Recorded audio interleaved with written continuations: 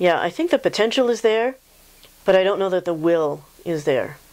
Well, if it can create the will, but...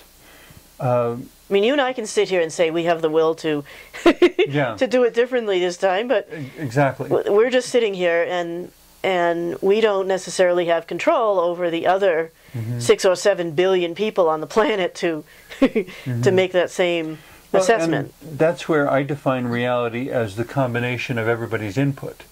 The problem with this different levels of experience on the internet, different languages, different cultures, is that what we may be creating is a human entity that is basically an example of multiple personality syndrome, you know, which is a psychological dysfunction.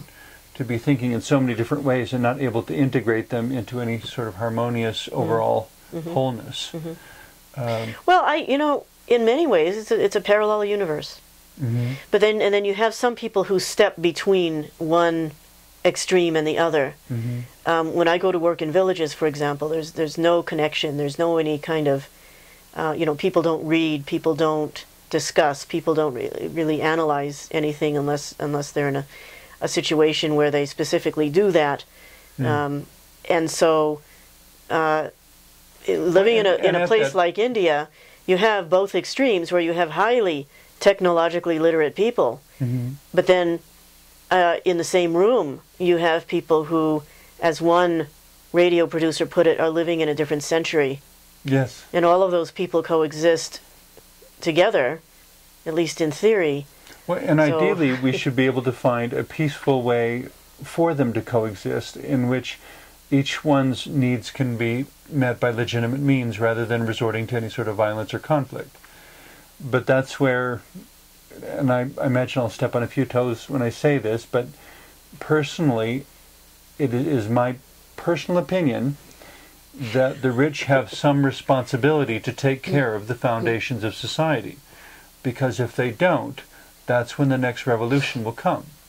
So that the wealthy, in a sense, need to be looking out for whether there is affordable housing for the workers at the bottom level, whether there is affordable food, whether they're getting their basic needs met. Yeah, the more resources you have, the more responsibility you have. I agree with that. At the same time... Because the society that supports the rich person will collapse if the foundations of society aren't taken care of. That's right. At the same time, people who have fewer resources also have a responsibility to utilize what they have to the best of their ability and to seek progress in some way, to seek, to know, to not remain in ignorance. And what I find very frustrating are the number of people that are satisfied to remain ignorant about the world and about the people around them. And I don't mean to be judgmental or anything, but it has never made any sense to me to see a homeless person who gets a little bit of money and spends it on alcoholic beverages and cigarettes, instead of utilizing those funds as wisely as possible to better their situation. Yeah, I mean, it's a question of people's orientation toward, toward everything. That person is, for whatever reason, wants to escape from being homeless or being cold or being hungry or being dirty, and so they view those purchases of cigarettes and alcohol as a way to escape from those things that they might find unpleasant, that they certainly find unpleasant. I can sympathize with that. But what they don't do, what they're not able to do, is to use that money, whatever it might be, strategically. To actually change the reality rather than just escape from it. Right. And the problem comes in for those of us who look at, for example, someone who's homeless and say, well, how come they're always drunk? How come they're always this, that? How come they don't use those resources strategically? The problem comes in when you factor in the reality that they may have never known how to think ahead and to plan and to use resources strategically, because they never had any role model that said that that set an example of how to do that. And so, while we can play it's all of these things together. You know, there's the role models, there's what they're trying to run away from, which is generally an oppressive circumstance, and somewhere in the midst of it all, there is still their responsive choice.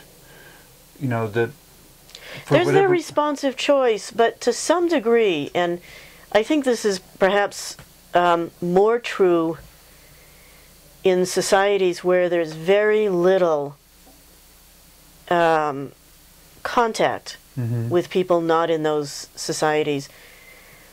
To some extent, there's just simply not the experience or the orientation toward knowing what's outside of yourself and knowing what's outside of your insulated community. Yeah. There are a lot of people who live that way.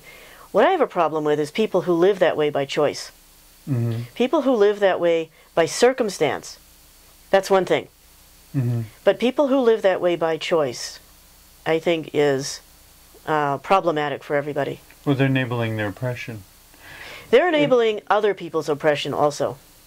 Yeah, by creating a societal phenomena that could be eradicated otherwise. But unfortunately, we've barely scratched the surface, and we've run out of time on this topic for today.